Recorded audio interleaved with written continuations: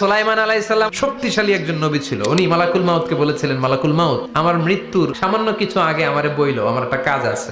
মালাকুল মাউত মৃত্যুর কিছু সময় আগে এসে বলল, সুলাইমান, টাইম ইজ আপ, সময় শেষ, অল্প কিছু সময় বাকি, কি করবেন করেন।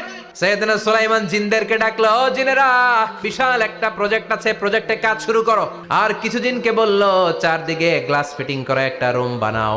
সাইয়েদনা সুলাইমান আলাইহিস সালাম গ্লাস ফিটিং করা রুমের ভেতরে ঢুকলেন। এই রুমে ঢুকার দরজা নাই, হাতে একটা লাঠি নিলেন, কি নিলেন? লাঠির মধ্যে ভর করে দাঁড়িয়ে রইলেন আর জিনদের দিকে তাকিয়ে রইলেন। জিনেরা এত বদমাশ ছিল, সাইয়েদনা সুলাইমান দাঁড়িয়ে না থাকলে কাজ করতো না।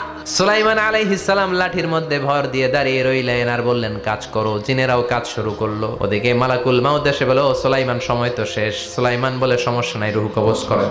মালাকুল মাউত ওইভাবে লাঠিতে ভর দেওয়া অবস্থায়, দাঁড়ানো অবস্থায় সাইয়েদনা সুলাইমান আলাইহিস সালামের রূহ কবজ করে নিলেন। উনি এমন ভাবে দাঁড়িয়েছেন, রূহ চলে গেল, লাশ হয়ে দাঁড়িয়ে